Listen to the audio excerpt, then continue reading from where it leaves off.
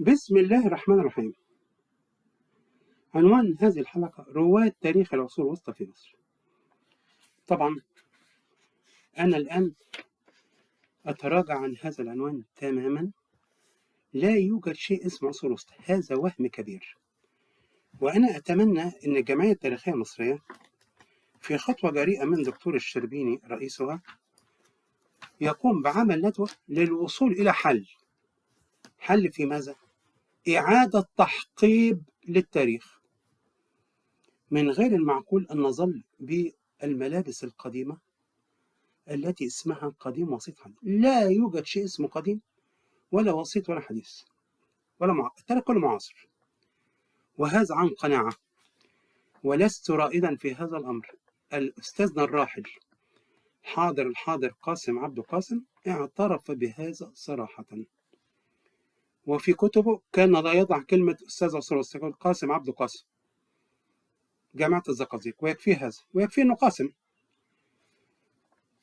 تناولت فيها طبعا الإهداء إلى شهداء انتفاضة الأقصى دي أولا، ثم تناولت عشرات من المؤرخين الأفاضل الذين تعلمت منهم، أو الذين لم أتشرف بلقائهم شخصيا بل تعلمت من كتبهم. فتجد في هذا الكتاب مؤرخون رواد من جامعة القاهرة، مؤرخون رواد من جامعة عين شمس ومن جامعة الإسكندرية، ثم المؤرخون الهواة.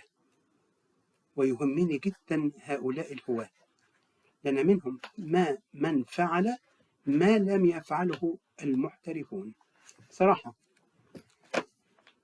طبعا جامعة القاهرة احتل في الصفوف الدكتور إبراهيم طرخان، هذا عالم فاضل، وأحمد شلبي عملاق دار العلوم، هذا رجل يعني نوعية خاصة، والعلامة حسن محمود أستاذي دكتور محمود إسماعيل، وزكي حسن، وعلي إبراهيم حسن، وطه حسين الذي يتطاول عليه أحد أصحاب الألفاظ السوقية الذي كل يوم يشتم شخصا جديدا، فيريد أن يدخل التاريخ على ظهر حمار، مع تقديرنا طبعا الحيوانات، اسمه الشتائم، أو ظهر دابة تسمى شتائم.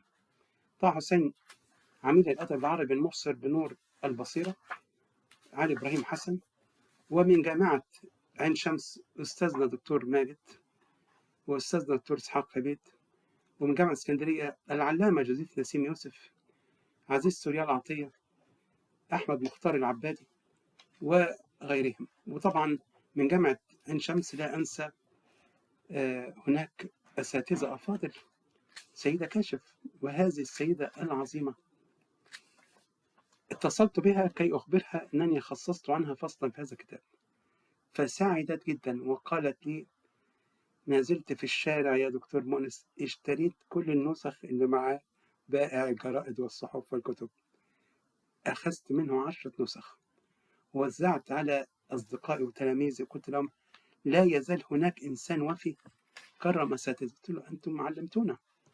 ودكتور سيدة كاشف شقيقتي الكبرى تعلمت على يديها، زينب أحمد عوض تعلمت على يدي سيدة كاشف، أول مؤرخة عربية حديث، زميلة العلامة حسن حبشي. وطبعا أستاذنا حسن حبشي له فصل مستقل، وكنت أتمنى أن يصدر هذا الكتاب، وهو لا يزال قيد الحياة، لكن توفي 2005 وكتاب صدر 2007. قدم لي هذا الكتاب دكتور عبد العزيز رمضان، هذا الرجل العظيم، وأنا أتمنى وأناشد، وطبعا تمنياتي تذهب في الهواء ومناشداتي شقيقتها، لكن أدعو أحد الباحثين الجريئين أن يحصل على الدكتوراه في موضوع دكتور عبد العزيز رمضان وإسهامه في الكتابة التاريخية، يستحق رسالة دكتوراه. له 132 كتاب، كل كتاب غير الآخر. رجل تمتع بروح شابة عجيبة، حتى في خواطره اللي وقعت في 5 أجزاء وقرأتها جميعها، كل فكرة جديدة. بأمانة شخصية عجيبة. مشكلته أنه تصارع مع الجميع واصطدم مع الجميع ورفعت قضايا وغير ذلك، لكنه شرس، مدافع عن ما يتصور أنه الحق. طبعا وفدي عتيد يساري، لكن تخلى عن يسارياته، وهذا شيء يذكر له، اللي هو محمد عبد الله عنان. علمت أن أحد الباحثين الجريئين حصل على الدكتوراه في محمد عبد الله عنان. يكفيه دراسته عن ابن خلدون العملاق، وابن خلدون، ويكفيه دولة الإسلام في الأندلس. لم يتمكن مع احترامي للكل أكاديمي أن يفعل ما فعله عبد الله عنان الذي كان محاميا. طبعا فيما بعد مئات الرسائل في زوايا متخصصة عن تاريخ الأندلس، شغلانة كبيرة، وأساتذة أفاضل نشيد بهم جميعا. فهذا هو الكتاب الذي إذا طبع مرة أخرى لن أضع هذا العنوان.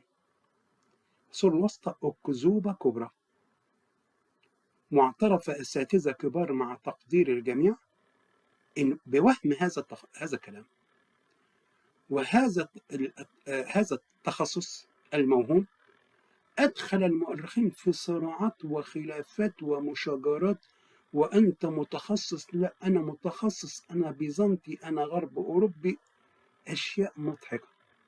وفي الآخر اتضح أنه لا يوجد شيء اسمه عصور وسطى، ومن يريد أن يخدع نفسه فليخدع نفسه. أنا أقول بصراحة، والحلقة التي تم إعدادها على هذه القناة حققت قرابة 1000 مشاهدة من شباب وباحثين وأيدوني. هناك مؤرخون أفاضل، مقدونيا الشمالية، من الجزائر، من اليمن، من مصر، أيدوني أن هذا التخصص الوهمي غير موجود أصلا. التاريخ نهر لا يقسم. أما أن نجعل التاريخ 3 جثث نقدسها ونسير على الضرب، ومع تقدير للجميع نعطي جوائز للشباب لبراعتهم في أبحاث في هذه التخصصات، هذا كلام لا يقبل عقل. وأنا أتمنى من الجيل الصاعد من الشباب، وهناك نوعيات ممتازة في جامعة القاهرة أتابعها جيدا، تقول أنا لست متخصص هذا التخصص، أنا متخصص في هذه الجزئية. عندئذ الإنسان يحترم نفسه ويحترم الآخرون، ولا يضع وهما اسمه 10 تكون في جيبه، لأن جيبه مثقوب. ولا يوجد شيء اسمه عصور وسطى. مرة أخرى، لا يوجد شيء اسمه عصور وسطى، ولا يوجد شيء اسمه تاريخ قديم ولا تاريخ حديث. التاريخ كله معاصر. الإنسان الذي نتهم أنه بدائي كان معاصرا لعصره. الآن في 2024 نقول أنه بدائي. من قال لك هذا الكلام؟ كل هذا بسبب قشرة المدنية التي سجنا أنفسنا فيها. نحن ضحايا الباسورد، ضحايا عصر العولمة. من قال لك أن عصرنا هذا عصر مثالي بالنسبة للعصور السابقة؟ هذا تعصب وشيفونية حمقاء لا معنى لها. لا يوجد شيء اسمه عصور وسطى. أنا الآن أعترض على عنوان كتابي رواد تاريخ العصور الوسطى، المفروض يكون رواد المؤرخين في مصر، أو مؤرخون رواد في مصر. شكرا جزيلا.